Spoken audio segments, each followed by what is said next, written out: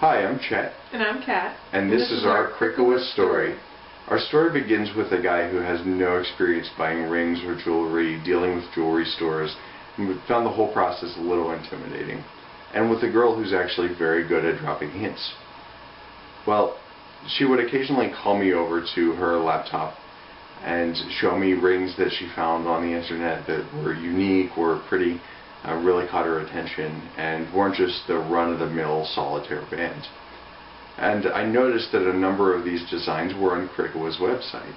So when it came time to bring our relationship to the next level, I knew that Krikawa had to be worth a look.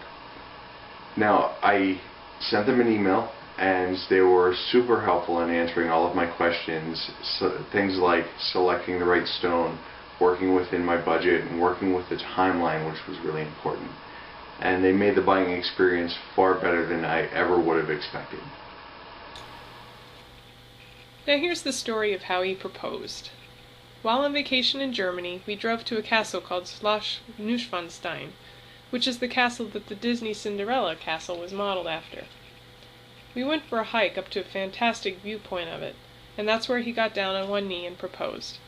I of course said yes. The ring at the time was just a diamond solitaire, but when we got back from vacation I got to try on the different sizing rings that Krikawa had sent me. As soon as I picked a size, the final ring was sent, and I was so excited to find out that it was the Mukume Curls ring, which my fiancé had picked. I'm now guilty of having become one of those annoying women always looking at her finger. So now that you've heard the story about how I got my ring, I'd like to tell you a story I think that will prove how much I love it. So first I should explain that I'm a resident in anesthesiology, and about a year and a half ago I was rotating through the emergency department at Children's Hospital. I'd had a really rough week, a lot of overnight calls, and it was very busy because it was the height of the swine flu season. Lots of kids being sick. So I go in to see a patient about 3 o'clock in the morning.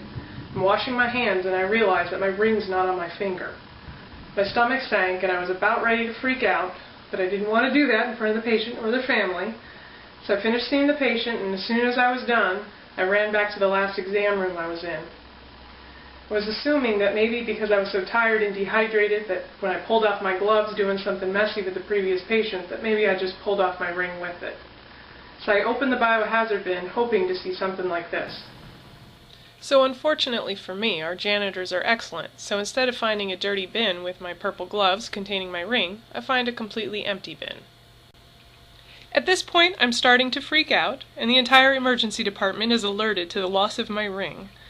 Eventually, the facilities manager comes down and escorts me to the trash room. Now, the trash room contains several bins, all full of lots and lots of bags, and nobody seems to have any idea of which trash bags came from the emergency department rooms. I now realize that I'm going to have to go through all the biohazard bags to find my ring. Insured or not, it's my ring. It's a Mukume Gane ring. It's unique. No replacement is ever going to be the same. And so, the facilities manager and I start going bag by bag looking for the ring. About 8 bags in, I'm starting to lose hope and I've got tears in my eyes. But I'm getting paged to go back to the ER to see patients, and so I go. At about 6:30 in the morning, my shift is almost over, and I see the facilities manager walking down the hallway carrying a small biohazard bag. He comes closer, and in it I see my ring. I had such a huge smile, and I gave him such a huge hug. Believe me, if it doesn't work out with my fiancé, this guy's an angel. That ring has never looked so beautiful as it did in that little bag.